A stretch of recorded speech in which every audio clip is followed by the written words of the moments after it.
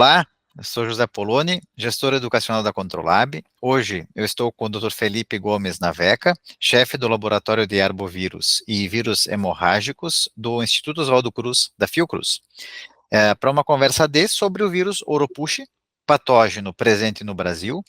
Foco de interesse atualmente é a partir de casos graves que estão sendo notificados, inclusive com óbitos registrados, um fato que até pouco tempo não era de conhecimento da comunidade científica. Então, doutor Felipe, obrigado por participar da nossa atividade, e eu gostaria que o senhor comentasse, assim como o primeiro tema, com todos os relatos atuais que temos visto sobre o vírus Oropouche, qual é o cenário que está se desenhando para essa arbovirose? Olá, Polônio. Primeiro, agradeço o convite para estar aqui com vocês mais uma vez. O cenário hoje que nós temos é de uma expansão do vírus Oropouche em diferentes, pelo país inteiro praticamente. Atualmente só o Rio Grande do Sul não teve casos confirmados, então a gente pode considerar praticamente o país todo, além de uma expansão para outros países da América do Sul e também casos importados que chegaram na Europa, além de uma epidemia também em Cuba, nesse momento. Então, a gente tem vários países e até onde nós conseguimos informação através do contato com pesquisadores de outros lugares, nós temos a mesma linhagem que circula no Brasil é a que está sendo detectada nesses outros países.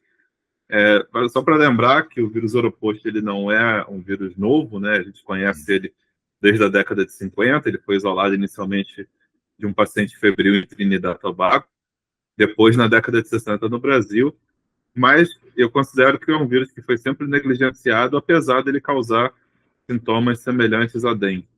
E agora a gente está vendo o potencial desse vírus se tornar uma nova ameaça. Perfeito. Bom, tu fez link já com a próxima pergunta que eu vou fazer, que qual seria o diagnóstico diferencial para a febre Oropouche em relação às demais arboviroses?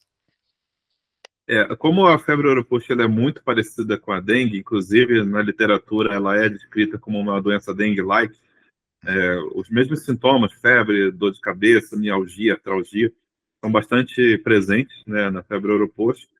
Existe um relato do pessoal que tem bastante experiência no atendimento desses pacientes, do colegas do Instituto Evandro Chagas, no Pará, que os pacientes de Oropouche se queixam muito de uma dor de cabeça muito intensa. Então, isso seria um possível diferencial para os outros casos, né? Além de que em torno de 60% das pessoas fazem uma clínica onde elas começam com sintomas, depois de alguns dias os sintomas desaparecem, a pessoa acha que curou totalmente, e os sintomas voltam, dentro de alguns dias também. Então, isso é uma coisa que tem sido relatada em torno de 50%, 60% dos casos.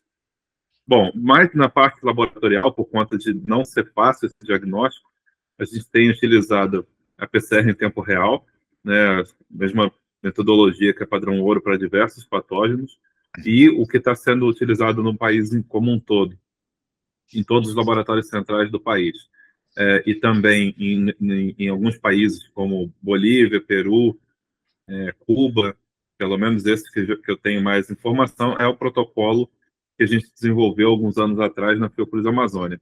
Então, esse protocolo é um multiplex, PCR em tempo real, que detecta simultaneamente o vírus Oropouche e o vírus Maiara. E tem sido uma ferramenta muito importante, confirmando praticamente todos os casos no Brasil até o momento. Perfeito. E tem um intervalo ideal entre início dos sintomas e a realização do teste para aumentar a confiabilidade do resultado? Sim, a gente tem, bom, baseado nas informações que nós temos, ainda não é algo que a gente tenha tanta confiança como, por exemplo, para a dengue, que é algo que a gente já estuda há muitos anos, né?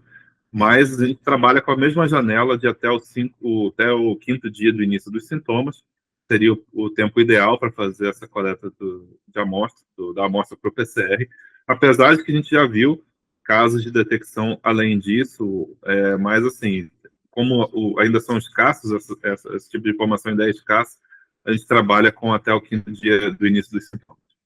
Perfeito. E com relação à interferência, né, reação cruzada nos testes, assim, como se pode trabalhar para evitar interferências e reações cruzadas nos testes, e os laboratórios no Brasil, eles estão preparados para realizar o diagnóstico da febre Oropouche? Em relação à reação cruzada, nós nunca observamos nos ensaios que nós fizemos, porque os vírus, o Oropouche é um ortobuniavírus, né? Então a gente não tem tantos ortobuniavírus assim descritos.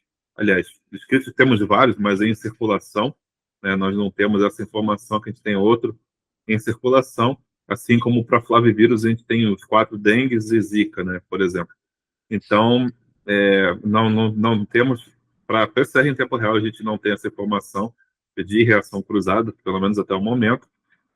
E o ponto importante é sempre pensar nesse diagnóstico dentro do período até o 5º dia útil, para manter a possibilidade de fazer a PCR em tempo real. Todos os laboratórios centrais de cada estado, né, cada estado tem o seu, então todos os laboratórios centrais do país receberam treinamento e insumos para a realização desse teste. Então, a rede pública, né, dentro do CISLAB, ela está pronta para fazer esse diagnóstico em todo o país. Perfeito. E para finalizar, como os laboratórios podem melhorar o diagnóstico das arboviroses, em geral, né? E os ensaios de proficiência, eles podem ajudar os laboratórios nesse cenário? Certamente os ensaios de proficiência, eles são muito importantes para que a gente mantenha a qualidade dos testes, principalmente para um patógeno novo, né, como o Oropouche. Então acho fundamental que os laboratórios façam um ensaio de proficiência. Muitos deles não tiveram a oportunidade ainda de lidar com esse patógeno, então eu acho fundamental isso. Claro que outras normas de controle de qualidade, né, que a gente aplica para qualquer ensaio molecular, elas são sempre bem-vindas. E o controle, o ensaio, né, com o ensaio de proficiência, ele é sempre bem-vindo.